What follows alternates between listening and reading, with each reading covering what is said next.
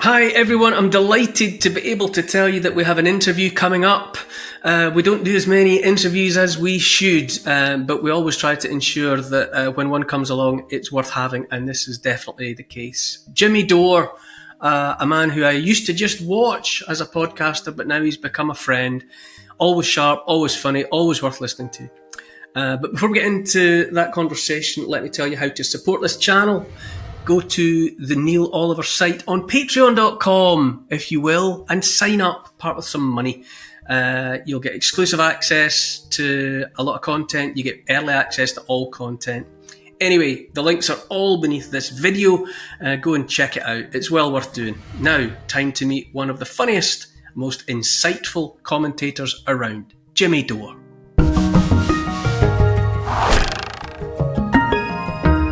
Jimmy, it's always a treat to see your happy, smiling face. Likewise. Good to see you, Neil. To get straight into it, Jimmy, I feel increasingly like I'm actually living in the invasion of the body snatchers, which is to say that every time I think I've realised who all the sound people are, I turn around for 5 minutes and look back, and somebody else seems to have fallen symbolically to some or other aspect of the dark side. I'm happy to say that you continue to strike me as fully human, uncontaminated by the spreading madness. But I don't know. How do you feel? It just seems as if there's a kind of a rising tide of madness all around us. How do I feel? It's well, I agree with you. I agree with how what kind of brought us together was the COVID madness, and what is even more maddening than the COVID madness is people's willingness to memory hole COVID. And nobody's, Trump came in, Fauci got pardoned here in the United States, and nobody has to pay a price for any of the lies they told. There's no hearings. There's no anything. There's not even a congressional hearing. There's nothing to find out how this happened, how we did all this anti-science stuff, from calling people racist who theorized where the virus originated correctly, to the anti-science about masks and lockdowns and herd immunity and natural immunity, and the vaccine itself it doesn't stop transmission and contraction, which is the basis for mandates. It was nothing but lies. In fact, not only that, but as Bill Gates said after he cashed in his Pfizer stock, we didn't know that the virus had a low mortality rate, and it affected you like mostly the elderly, and just like the flu, but a little different. And so we shut the whole world down. 41% of black-owned businesses in the United States are closed permanently because of that, and over nothing, basically nothing. I mean, for people 59 years and younger, it was a 0.003 infection fatality rate. So that's the thing. I still think about it every day. I still think about how all the people I used to look up to and respect and thought would stand up to something like this, that didn't. Not only did they not stand up, but they shamed people who questioned the establishment narrative on something like this, which is just mind-blowing. And now so everybody's just trying to pretend like that's old news, even though as we all know, it takes at least 10 years to figure out what all the side effects are from a novel vaccine and experimental medical treatment. And they still, by the way, have the emergency use authorization for the COVID booster vaccines. And so, yeah, that to me, I think about that every day. I think about all the friends that I lost because of it. The people who considered themselves anti-establishment and lefties, and who just rolled over for the establishment. But it's one thing to roll over. It's another thing to shame people who are doing what you're supposed to do, which is question authority. When COVID started, I fell for the propaganda, right? Because I have a comorbidity. I have a disease that's incurable. And so I was convinced I was going to die if I got COVID. But I never shamed anybody else who was skeptical of COVID or the treatments that they were saying we had to take. So anyway, yeah, I'm just, I still bump into people online who call ivermectin horse dewormer. It's just mind blowing. A drug that we now know, which all it takes is a 2-second Google search to find out it won the Nobel Prize for Human Medicine. It's been prescribed billions of times, and that it's considered second only to penicillin as the greatest drug invention for humans. So it's kind of depressing that there hasn't been some kind of reckoning. But don't you think that was the beginning of it? But the madness, once you identify what madness looks like, you think, right, now we can see it. Now we can deal with this. We can deal with the fact that we're being lied to. We can confront the fact that the information that we're being given, actually the truth of the matter is invariably 180 degrees in the opposite direction. But it has spread into everything.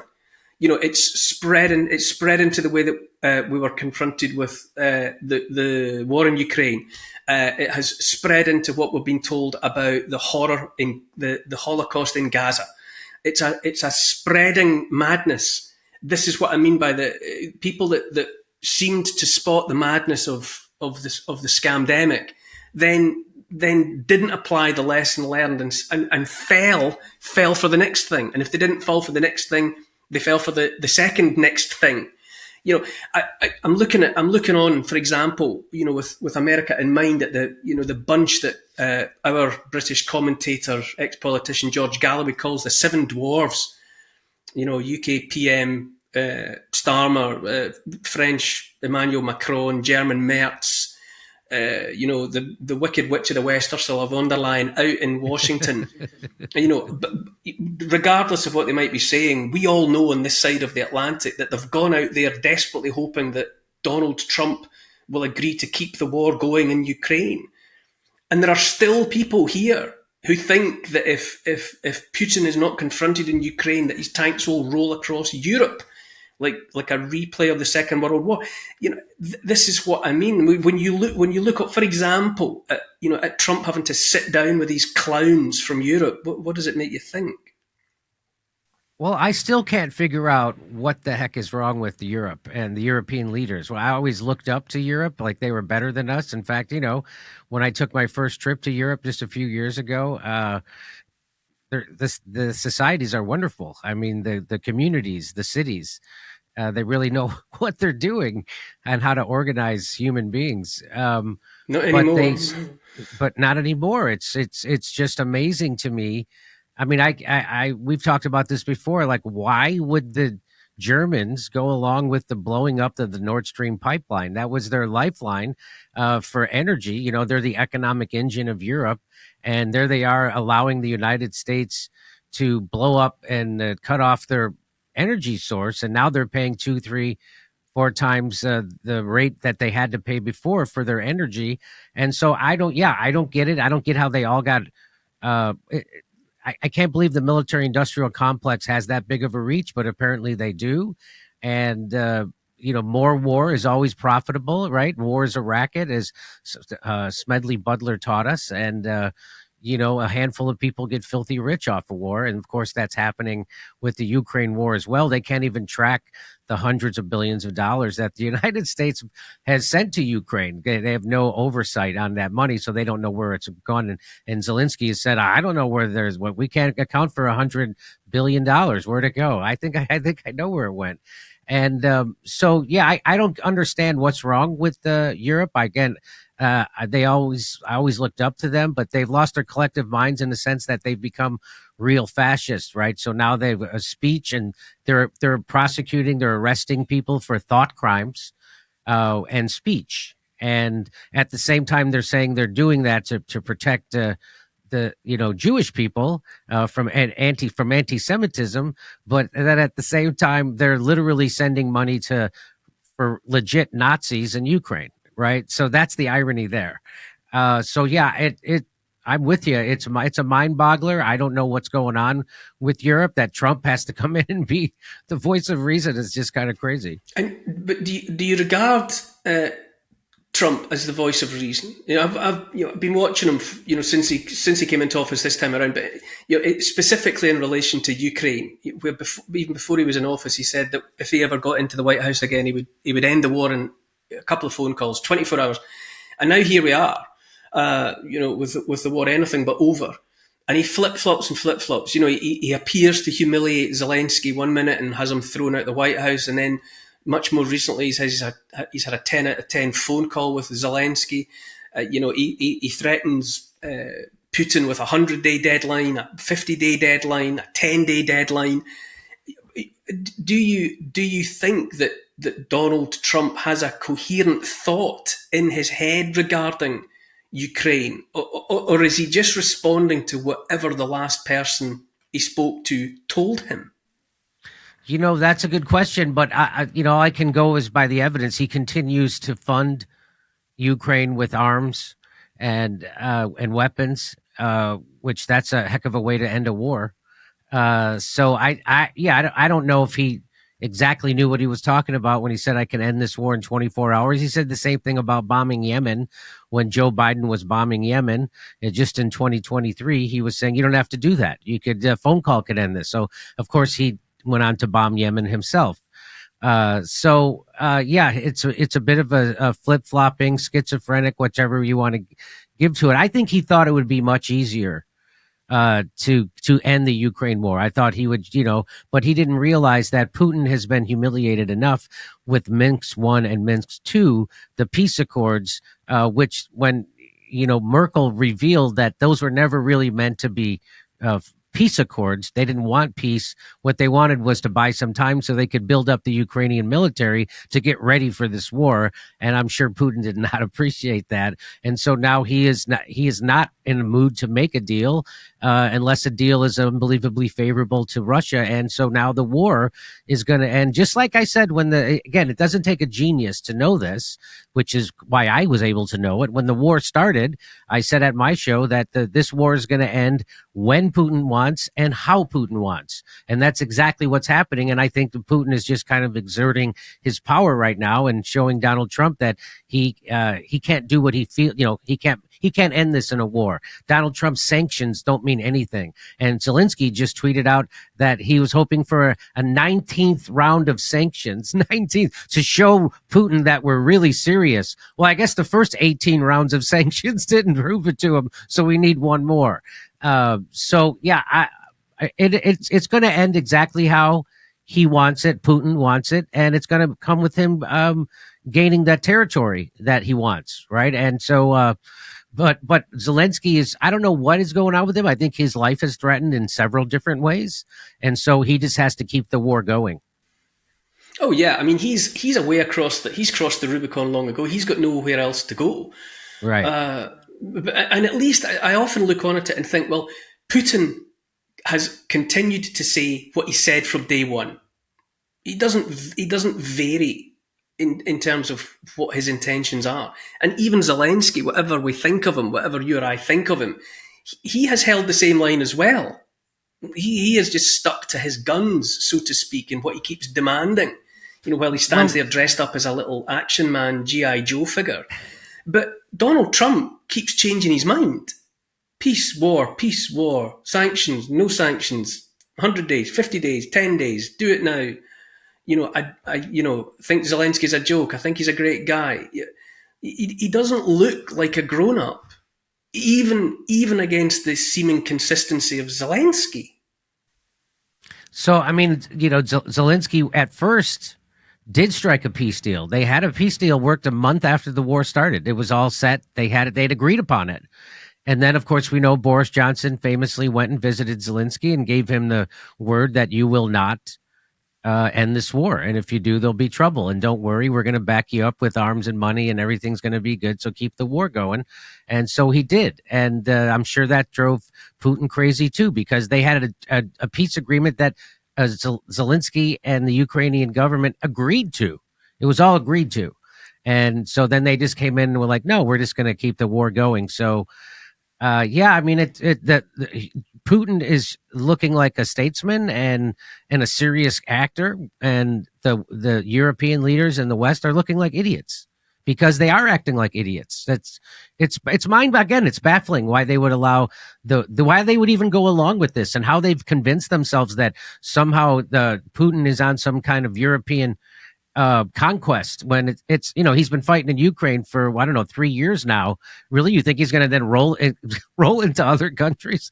That's not what they want. Putin wants economic prosperity like everybody else does, and of course we made the big mistake and pushed him closer to China, which is what everybody's warned about. Don't do that. Well, we did it, and so his economy's doing great, better than ever, and it's Europeans that are hurting, and now they have to pay more for their energy. So yeah, it's a clown show, but the clowns are all in the West. Another thing I wanted to talk to you about today, Jimmy, I saw some of your content recently where you were discussing art, so-called art that hangs in the foyer on the walls of Tony Podesta, brother of John Podesta. And you put up an image of one which seemed, for people that haven't seen it, it appeared to be a group of adults either watching or taking part in the pinning down of a child on a bed, and this is offered up as art. I suppose what I'm really getting at is, who are these people? Where do these people live their lives? How do these people live their lives somehow among us? I'm sure if I had a painting on the wall behind me here, similar, I would literally never be able to live it down. Questions would be asked. If I went to a neighbour's house and I saw art like that hanging on the wall, I wouldn't go back. What are we dealing with here? What are we dealing with these people that talk about Pizzagate and share, occulted comments about hot dogs and the rest of it? What are we looking at? I mean, I think we're looking at things that it's hard to wrap your mind around. And so, there wasn't just one child predator sex trafficking ring run by Jeffrey Epstein. Like, he definitely ran one, but everybody acts like that's the only one. And of course it's not. And of course there's probably many. And, I've heard testimony from CIA people saying that they've often had to go out and get a child for an informant for something, and they've done it. They've admitted to doing it in Afghanistan.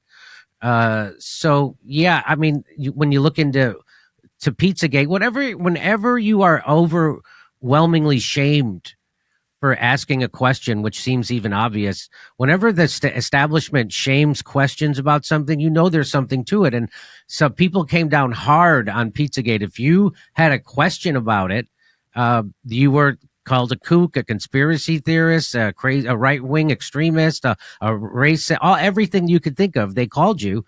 And so that tells me, like, wow, why, if there's no there, why would you care? And of course, this all stems from Tony Podesta's emails, or John Podesta's emails that got hacked and released with all these code words about Pizzagate and children.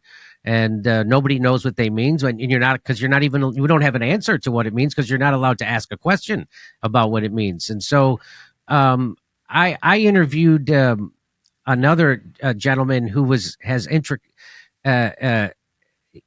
deep knowledge about what happened with Vince Foster, who was found dead. It was a Clinton appointee who was found dead. And he said it all connected. It had a connection with Pizzagate also. And so, there's dark forces like the CIA, the Mossad, there's MK Ultra. I'm learning about MK Ultra here in the United States was a mind control program.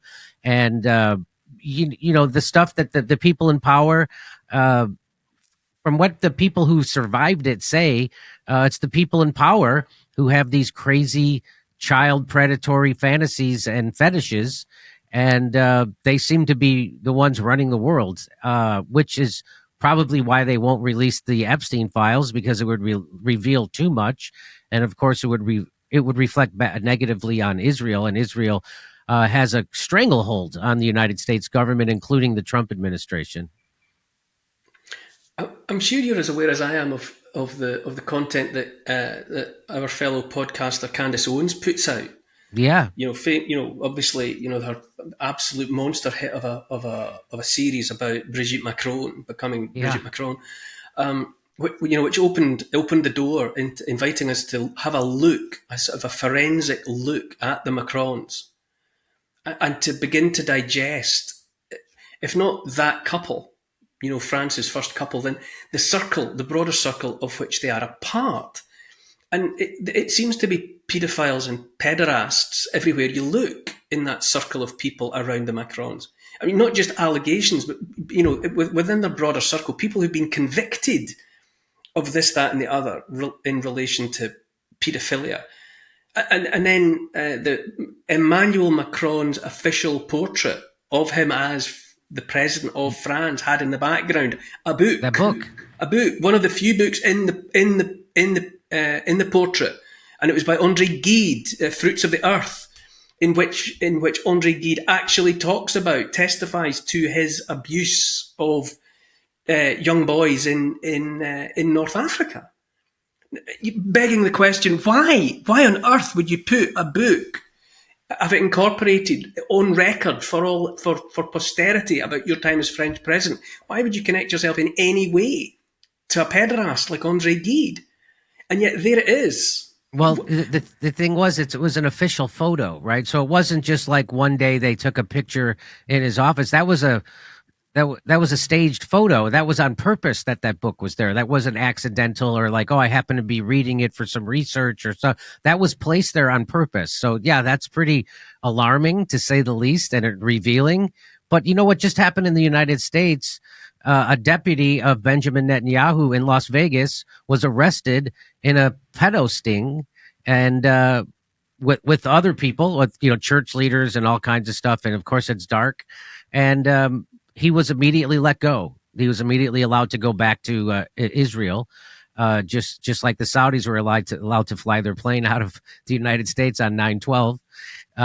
So it doesn't just, it seems to be everywhere. It's great. It's unbelievable. And there's going to be no accounting for that guy. Why would you want to, and Trump interceded to get that guy who was arrested in Las Vegas, who's a deputy, to Netanyahu. I think he runs their digital security, and they let him go. They let him go back to, so it's beyond, the world is darker, I guess, than we can imagine. And as you say, on the one hand, it's this conundrum whereby we're having our noses rubbed in it all the time. Yes. It's less and less hidden. It's pretty much offered up for, this is the art I have in my walls.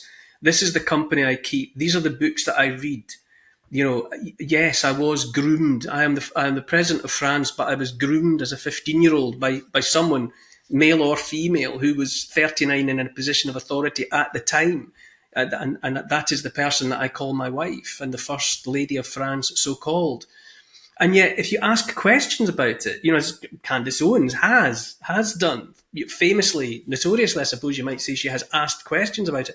You're not allowed to ask questions. As you said at the beginning of this, you're not allowed to ask questions about COVID, about Epstein, about tunnels under synagogues and stained mattresses. And yet we're shown it. We're shown it. Here it is.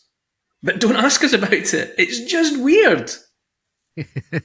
I would say it's beyond weird, but that whole, it goes back, that goes back to even the Oklahoma City bombing. I don't know if you know about that. But there's all these unanswered questions. You're still not allowed to question it. Same thing with 9/11.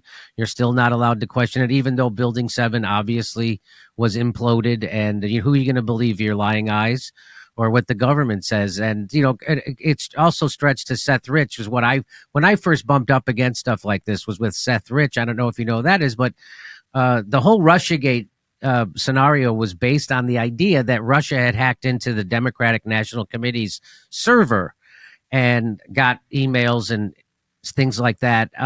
But they didn't. So it was proved. It wasn't hard to debunk that didn't happen. And so it was obvious that server wasn't hacked into from Russia over the internet. It was actually downloaded into a thumb drive, and that thumb drive most likely was by Seth Rich. Seth Rich gave it to WikiLeaks, and when they killed Seth Rich, they said it was a botched robbery where they didn't take his watch, they didn't take his cell phone, they didn't take his wallet.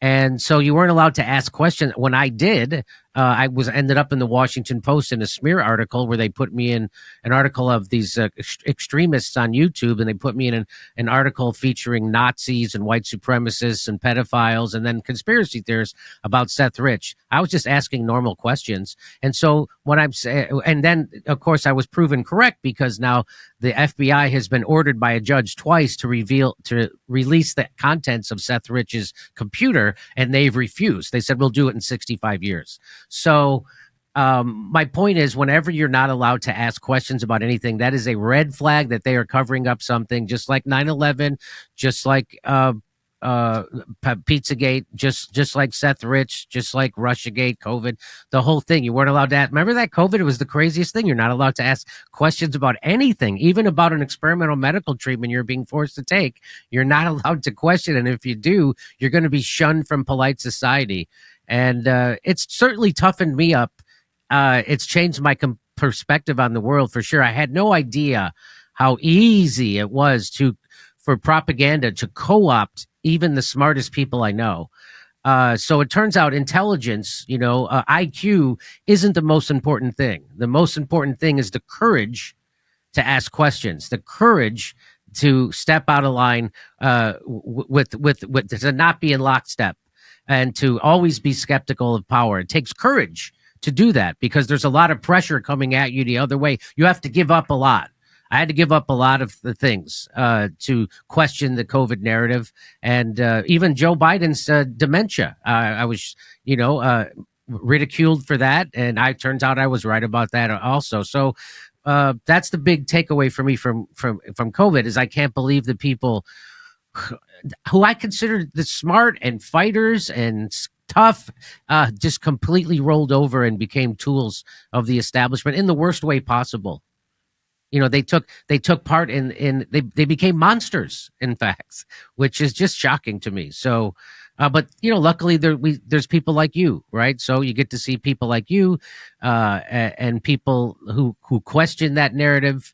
And so hip hip hooray! People like Dr. Robert Malone and Peter McCullough, and Joe Rogan. Thank God for Joe Rogan. Oh, I mean, right back at you, Jimmy, with all of that sentiment. But I'm preoccupied at the moment with Donald Trump because when he came in, I thought, well, he's definitely going to be better than the alternative.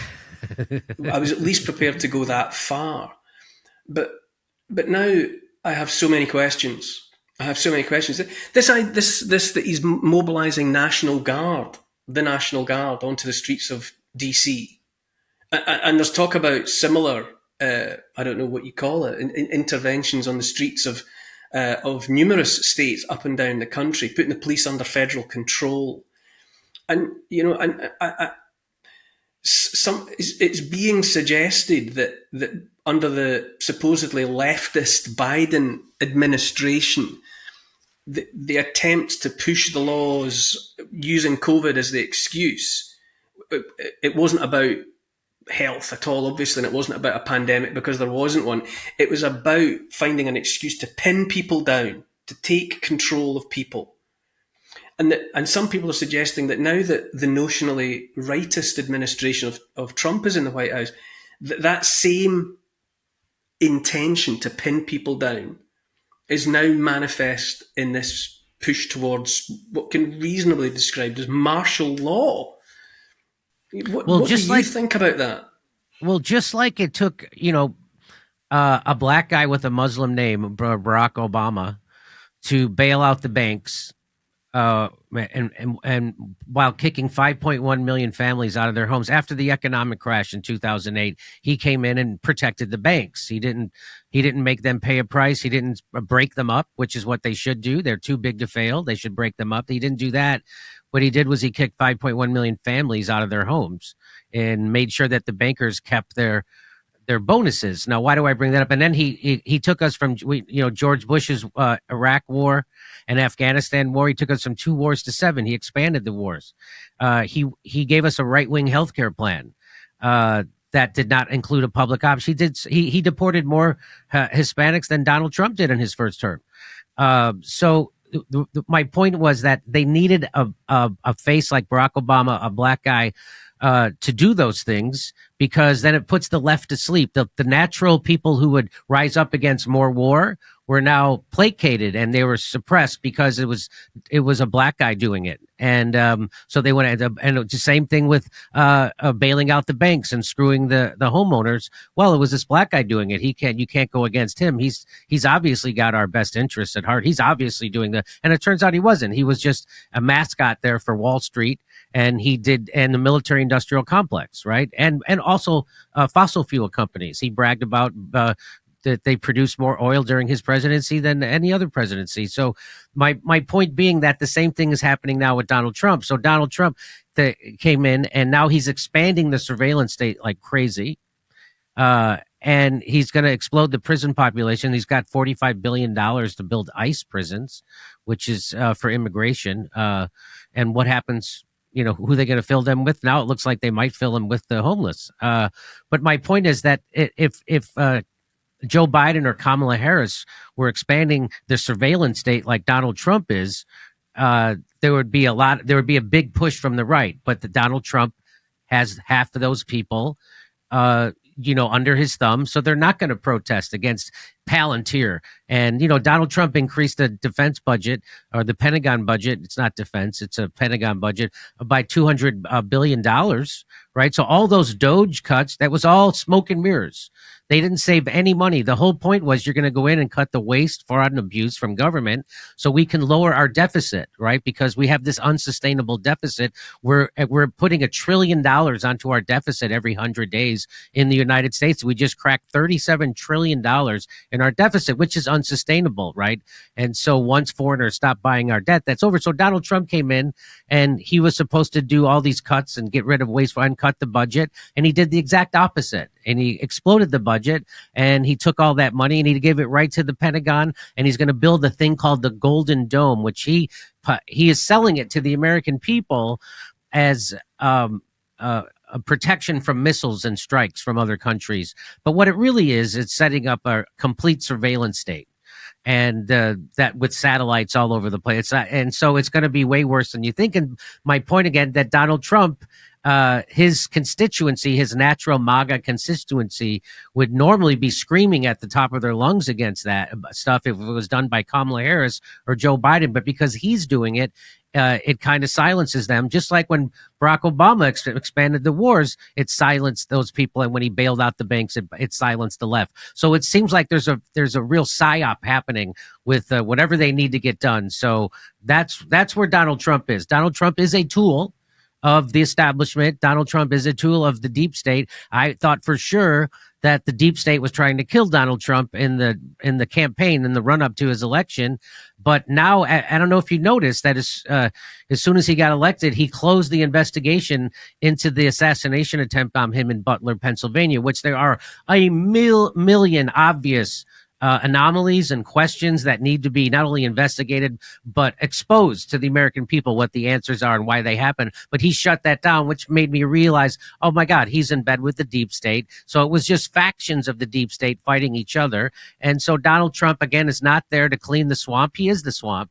And so there's a saying in the United States that no matter who you vote for, you get John McCain. And John McCain was a warmongering senator, and he was in bed with the Wall Street, all the big money interests, the same thing.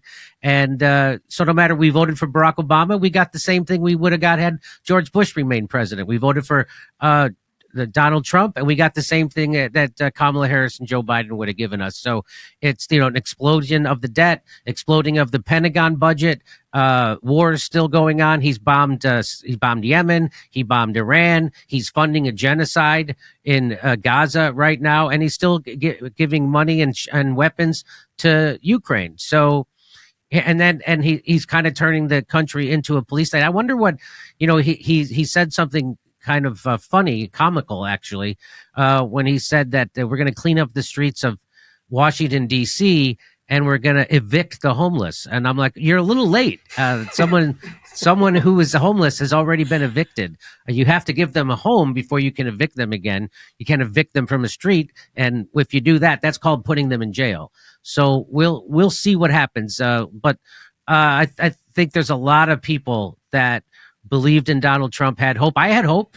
I had hoped that Donald Trump was going to be different. In fact, when he came in and he got rid of all the kind of the censorship of the left, but he replaced it with censorship of the right. And now he invented a new protected class. And they're Zionists. He says they're Jews, but they're really just Zionists, that he's the protected class. And, he's convicting people for thought crimes over here. It's like, hey, can you release the Epstein files? Like you said you were going to? No, but I can kick a college student out of the country for criticizing Israel in an op-ed. How about that? Does that work for you? So that's where we're at. So it's a big disappointment. I had told Chris Hedges that I had hoped that Donald Trump would be better and different and less of a warmonger, but I didn't have faith. I had hope, right? Because I got to have hope. And but those hopes are all dashed, and it's no matter who you vote for, you get John McCain. What do you think happened that day in Butler, Pennsylvania? What do you think? There's we've been told this, this completely unsatisfactory, incomplete version of events that this skinny kid in a t-shirt, just managed to get into a vantage point from which he could take a couple of shots. I mean, a man died, but obviously that man was not Donald Trump. What do you think? Donald Trump with his bloodied hand and his bloodied ear. What do you think happened?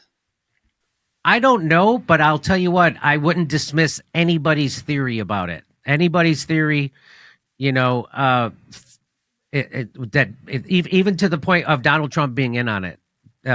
I wouldn't dismiss it. It's because Donald Trump closing down that investigation is the most suspicious thing in the world. That is a tip-off. It's like, it's the equivalent of you can't ask questions about COVID. It's like, what?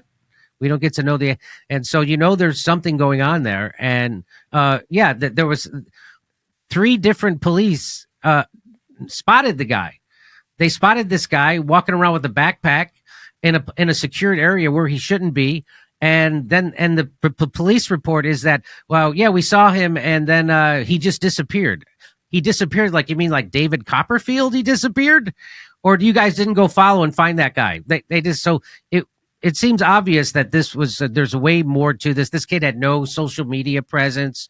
They burned his body immediately. All this kind of stuff that is super suspect. The reason why they didn't have snipers on that roof that he was on, the Secret Service's response to that, their excuse for that is completely laughable. They said that there was too big of a pitch on the roof, except the roof where the guys who shot him were on was pitched way more than. So anyway, so it's all garbage. I don't know exactly what happened, but I think that was some kind of a psyop, and I think that Donald Trump was in on it. I remember vividly Joe Rogan saying that was the most, that Donald Trump dropping briefly and standing up again and shouting "fight, fight, fight" with blood running down his face was the most American effing thing that Joe Rogan had ever seen in his life. And I remember thinking, yeah, it was. And you could almost imagine a focus group thinking, what's the most American effing thing that could happen that would propel Donald Trump to iconic status? It would be being glanced by an assassin's bullet, wouldn't it? And then barely flinching. Like you, I've got so many questions. I mean, did that bullet really hit his ear? I don't know. You'd think if a bullet hit his ear, even if it came close, it would leave a big scar or take piece of his ear with it. But that didn't happen. His ear looks fantastic. It looks great. So again, that's very suspicious. You're exactly right. That would be the one that really propelled him. It did. It definitely propelled him. There's an iconic photo of him with his hand up, and he's got blood coming out of his ear saying "fight, fight, fight." And so, yeah, there. When I saw the footage of him having the 7 dwarfs in the White House just there, and he actually, when he had them all lined up, he pointed, he made them all look at the gigantic blow up of that very image that you're talking about. Before we get down to this, look at that. I didn't know that. That's hilarious. I want to ask you about Thomas Massey. I sometimes wonder if Thomas Massey isn't the last man standing in Congress. You alluded to the America's the national debt's just crossed the $37 trillion line, which is an absolutely, almost literally unimaginable number That's the kind of number you use to count stars in galaxies. It's not supposed to be for national debts. And he's been vociferous in his questioning of the One Big Beautiful Bill Act and all of the rest of it. And he's so vilified. And yet, in many ways, he strikes me as an outsider. You talk about the most American effing thing. I think Thomas Massey seems to radiate a kind of a sense of what I would have expected a free-thinking, independent American man to be like, but there's not many of him. No, I think there's maybe one of him. Thomas Massey is, he seems to have integrity. He certainly seems to be consistent, and there only seems to be one of him. And so, God bless Thomas Massey. The big mistake Donald Trump is making is trying to make Thomas Massey out to be the demon. He's trying to demonize and discredit Thomas Massey, and that's not working. That's not going to work, because Thomas Massey is standing up for the things that Donald Trump campaigned on and supposedly stands for also. And Thomas Massey is standing up for the things that MAGA stands for. So for Donald Trump to pull this off, to try to discredit Thomas Massey in the eyes of the right, of the MAGA movement, is a trick he's not going to be able to pull off.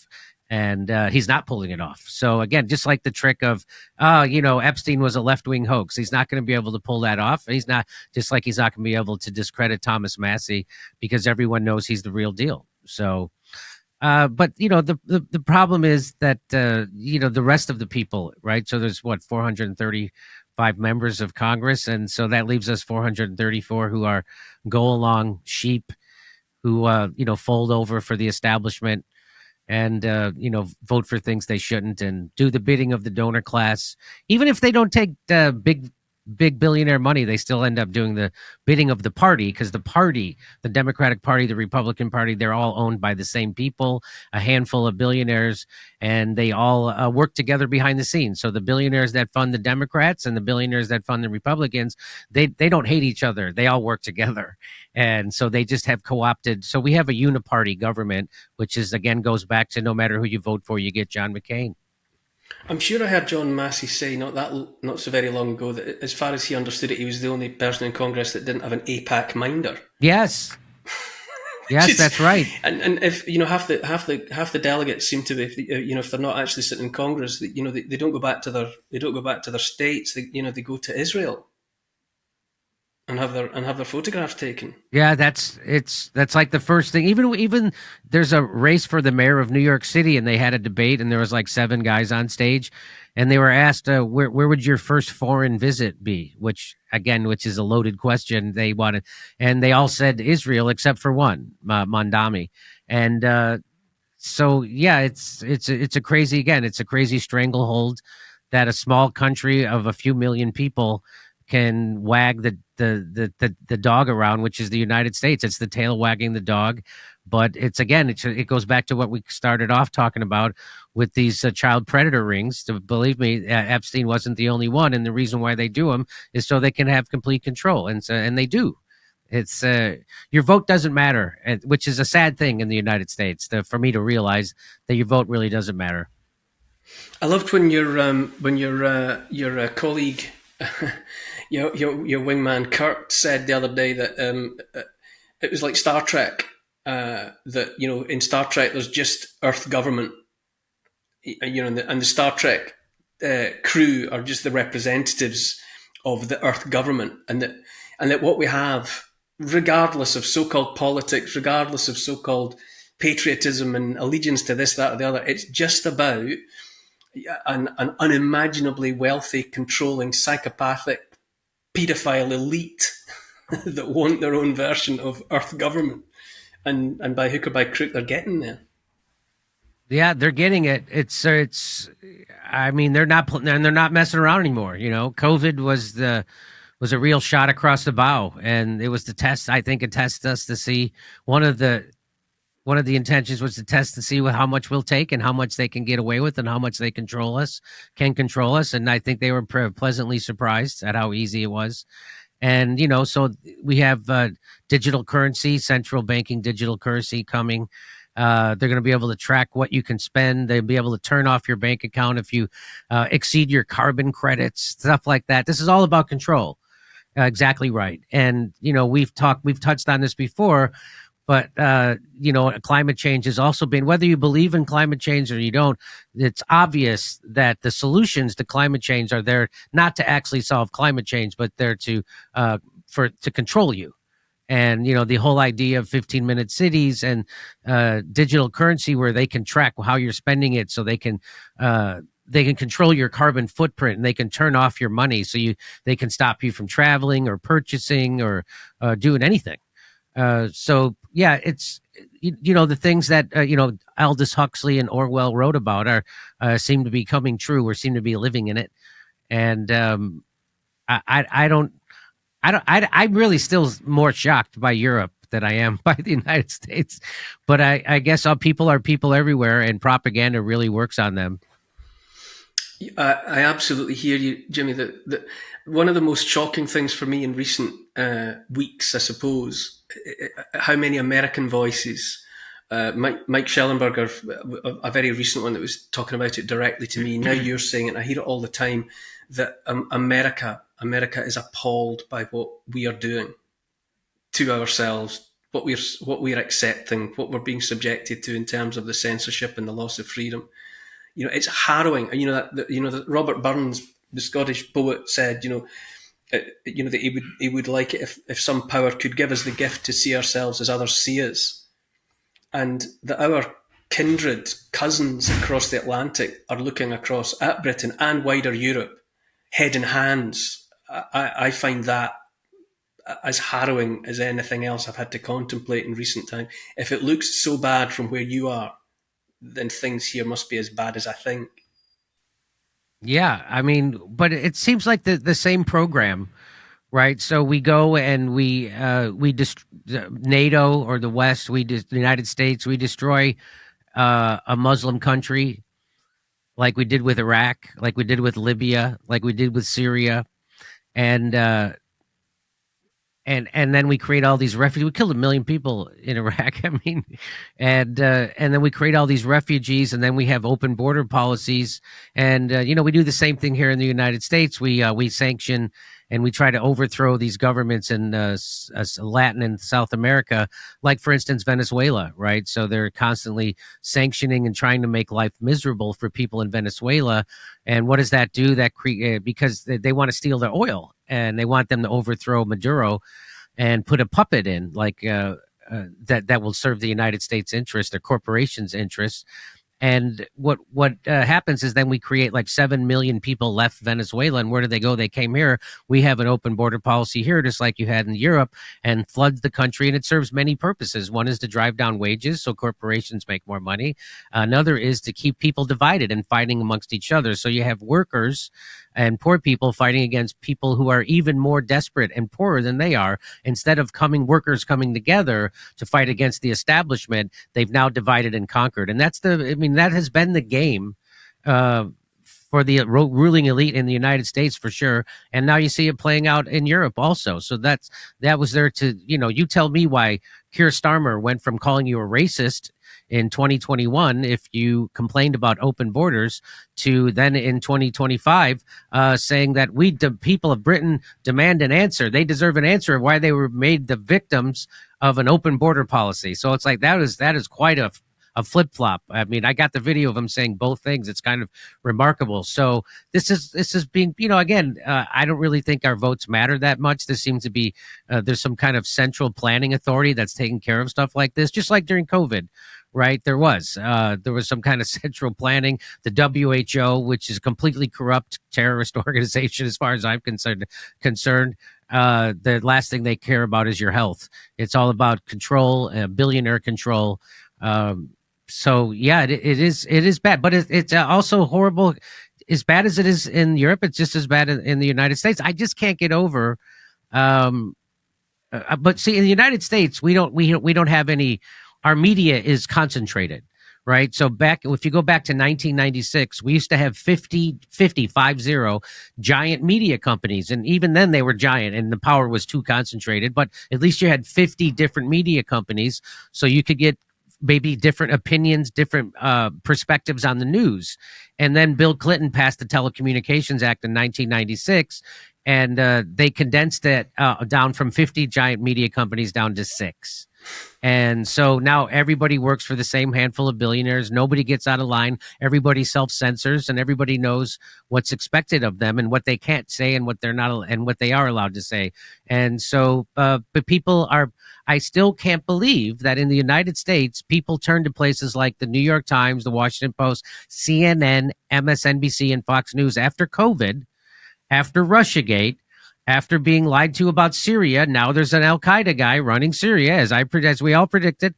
After 4 years of telling you Joe Biden is not demented, people still turn to those same outlets to get what they consider news. They think they're being informed. And what we know for sure what's happening with the corporate news outlets is, as Chomsky taught us, is that they're not there to inform you with the news. They're there to manufacture consent.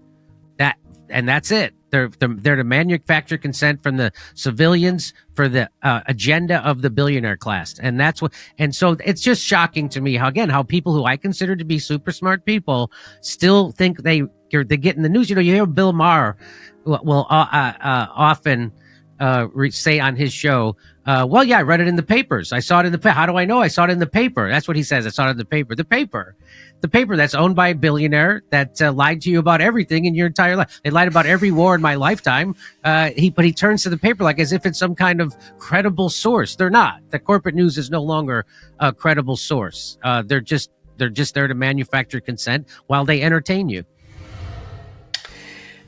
Jimmy, I always look forward to talking to you, and I said at the top that you, in a world that's been invaded by the body snatchers, you still strike me as you're a beautiful human being. It's a pleasure to know you. It's always a pleasure to talk to you, and for your time today, thank you so much. Well, right back at you. Those are very kind words. I feel the same for you. So glad to have met you, and so glad to get to know you. Let's speak again soon.